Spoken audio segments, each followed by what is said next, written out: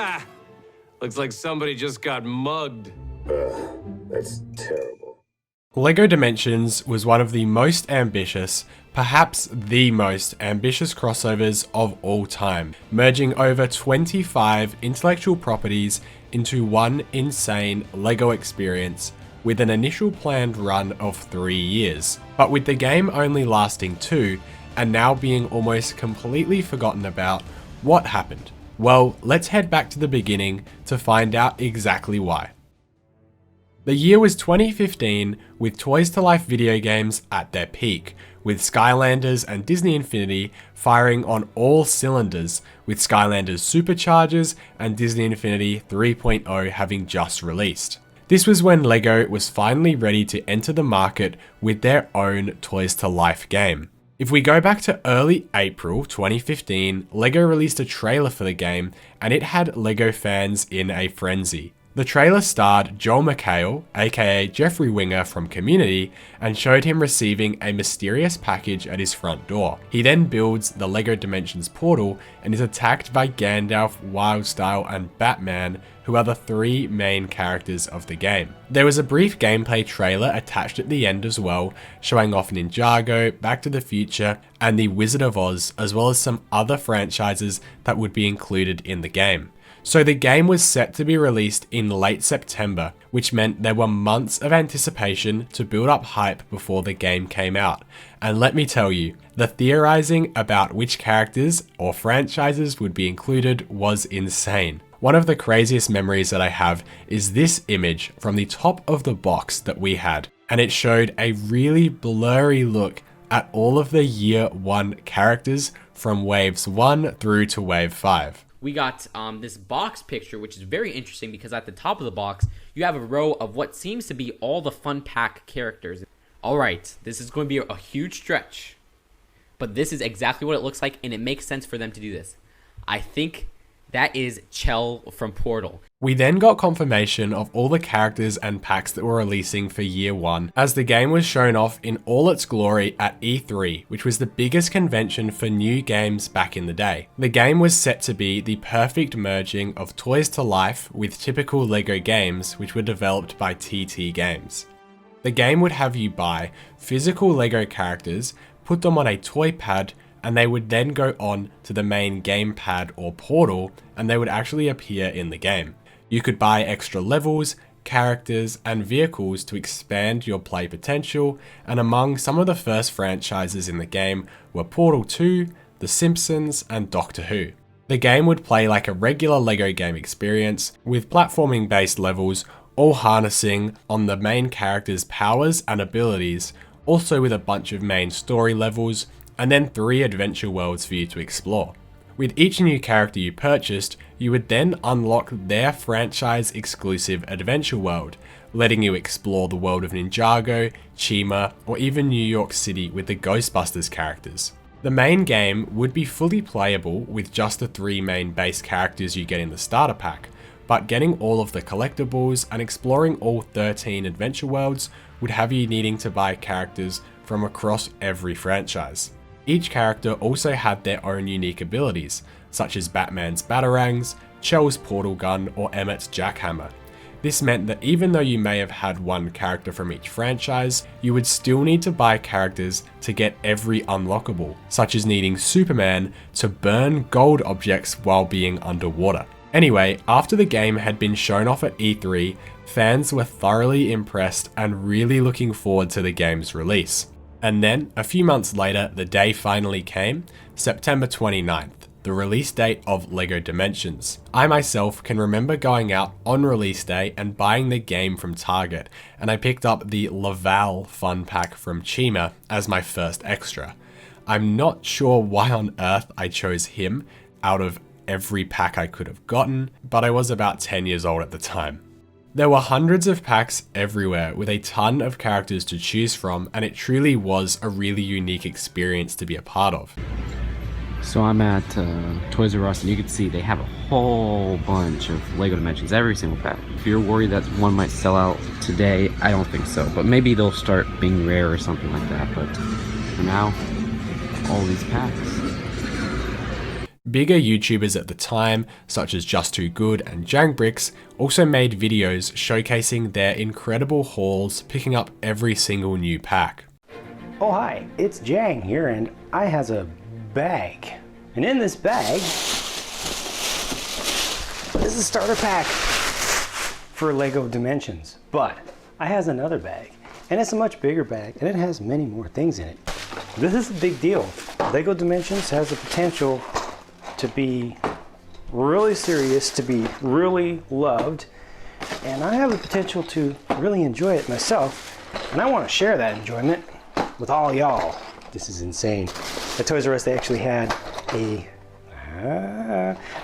a full aisle, a complete aisle for Lego Dimensions. It's all here, folks. It's all here. I got one of everything. Hello, Just Too Good here, back for another video, and today LEGO Dimensions came out, and I'm so hyped for this game, alright? So I had to get the starter pack for Wii U, Portal level pack, Back to the Future level pack, the Simpsons level pack, Jurassic World one, then we got the Scooby-Doo one. So we got Wonder Woman, Cyborg, Zane, Smeagol or Golem, Bad Cop, Jay, Benny, Emmett right there, Good Witch of the West, which this one's really cool. Lego Lost, Gimli, lots of stuff going on, but it's all worth it. So, the game was out, and the fans' response? Pretty good actually.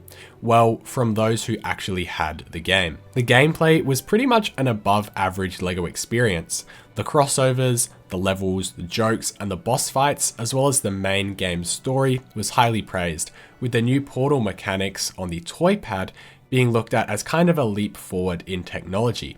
This had the player move the characters physically around the toy pad to influence actions in the game, such as moving from portal to portal or making your characters different colors to unlock puzzles. The expansions also provided the player with so many more possibilities, such as the new adventure worlds, but also the level packs, which gave you a whole new level experience from The Simpsons, Portal 2, Back to the Future, and more. However, I did say the game was highly praised by those who had it, and that's because not many people were actually playing it. And this wasn't due to the fact that no one wanted the game. Everyone wanted it. I mean, just look at it. It's incredible. But it was because of the price. While the new Skylanders starter pack cost $50, the Disney Infinity starter pack cost $65, and then LEGO Dimensions came crashing into the party a few months later with their starter pack at a price of $100. Literally double that of Skylanders, who are the current market leader. Now this was just the price of the base game, without any extras or expansions, and these were priced even worse. There were 3 different types of packs available at first launch.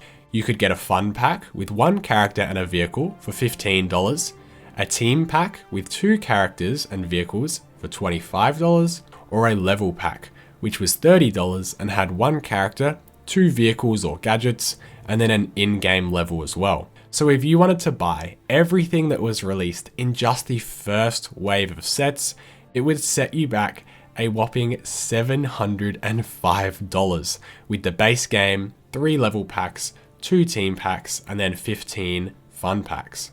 The initial entry price of $100 made the game completely unobtainable for so many kids who would much rather have gone for a cheaper alternative in Skylanders, where for $100 they could buy the game and then like 5 characters as well for the same price.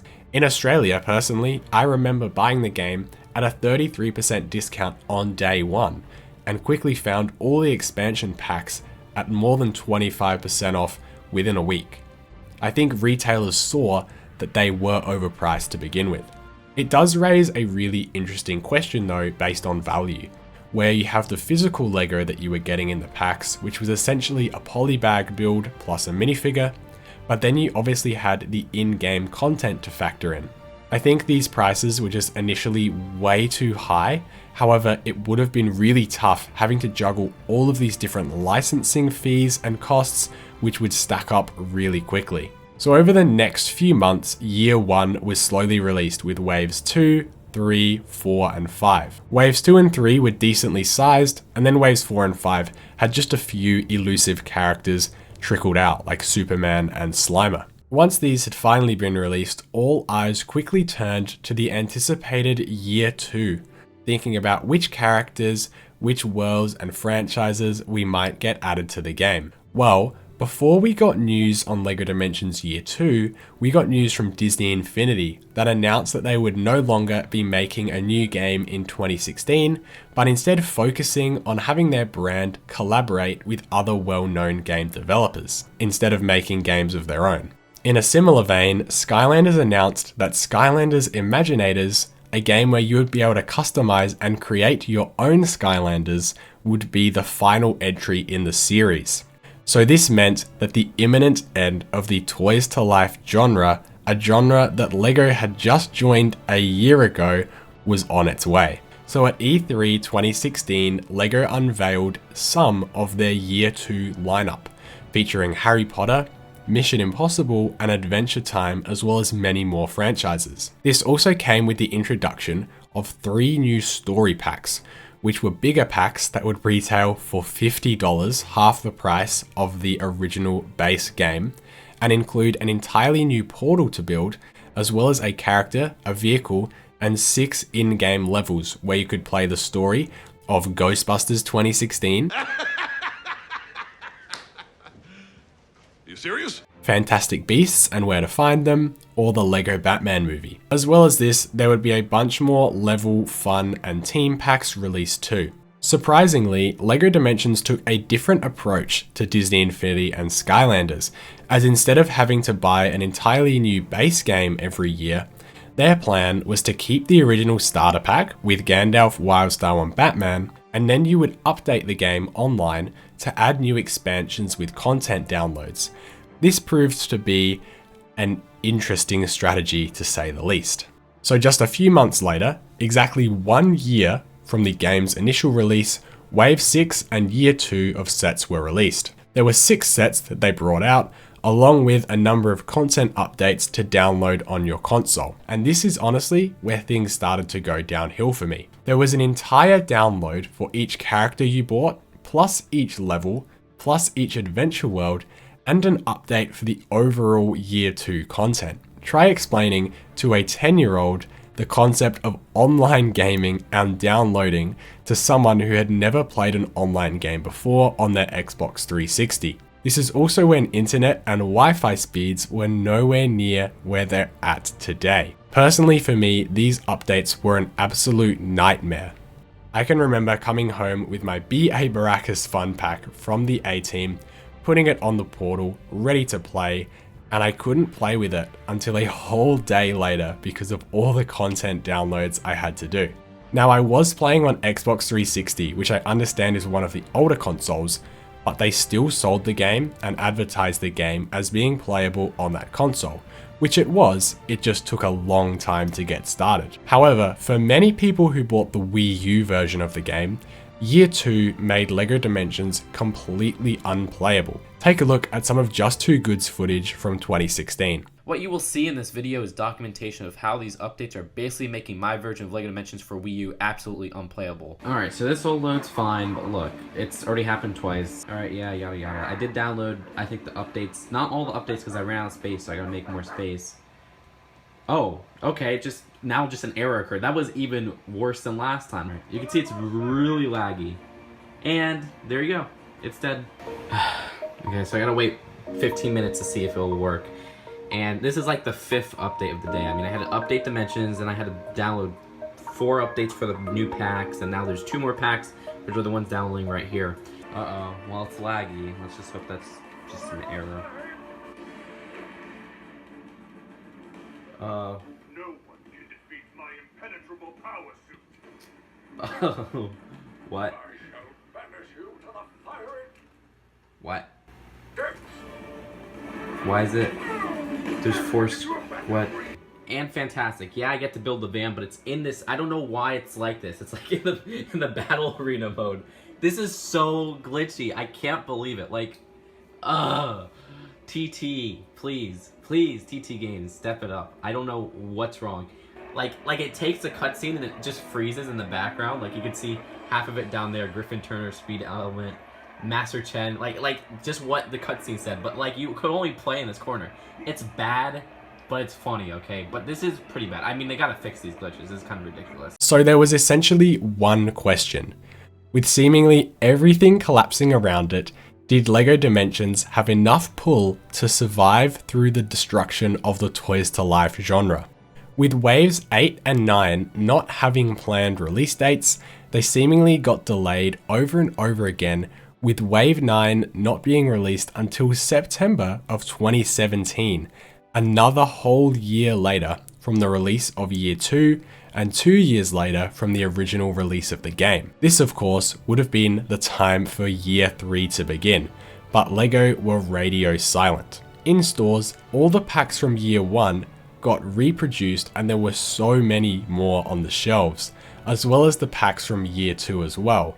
This meant that so many packs were going off at discounted rates, almost 50% in so many cases, sort of signaling the end of the game. However, then the day came on the 24th of October 2017, it was officially announced that LEGO Dimensions would no longer be continuing, with no more expansions, sets, or updates, and would no longer be supported. With that news, stores began offering Dimensions packs at crazy discounts. I remember going to local stores and finding packs for upwards of 80% off. I remember loading up on a bunch of characters that I'd missed all the way back from Waves 1 and 2 to complete a full set of every single character from the game. Although buying all of these packs, figures, and characters for really cheap was great, it did mean one thing.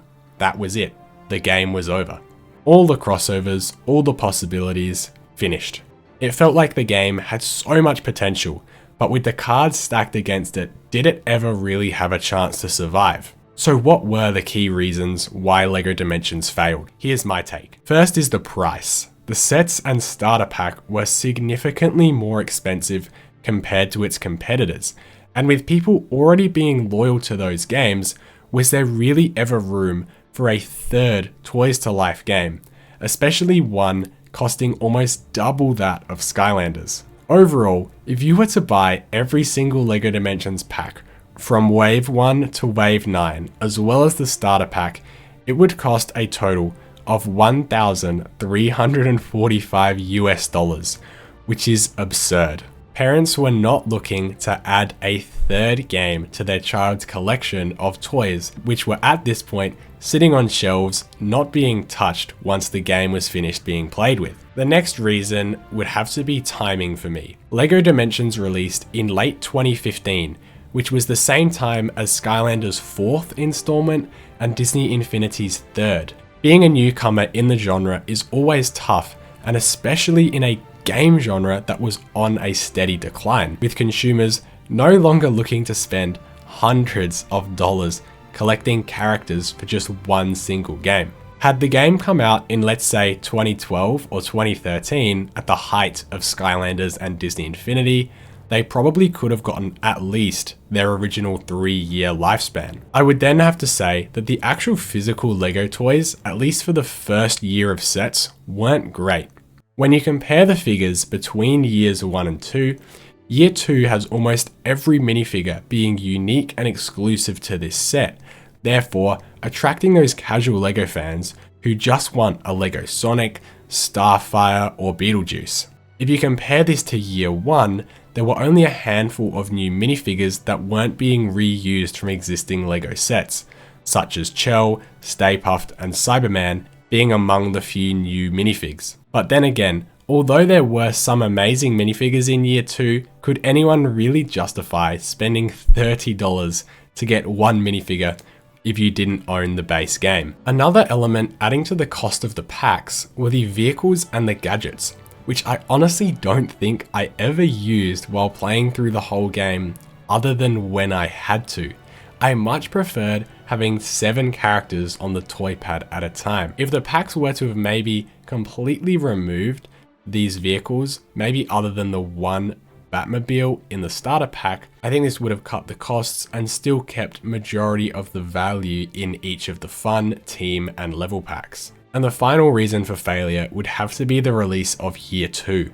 By not making a new game, such as what Skylanders or Disney Infinity would do, it plagued LEGO Dimensions with updates. When it's primarily a kids game that wasn't initially advertised as being an online only, online specific game, it really led to a lot of confusion.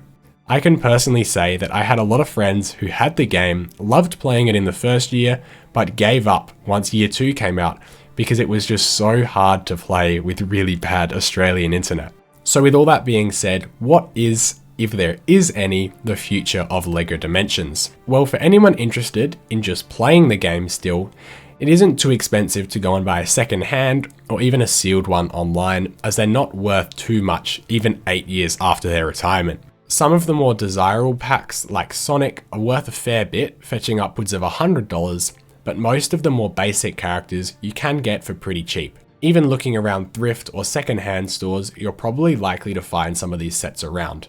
It is a really fun game, and one of my favorite aspects of the game is all the little character interactions that you get between the characters. So, you're into collecting rings too, huh? Yeah, they're pretty precious.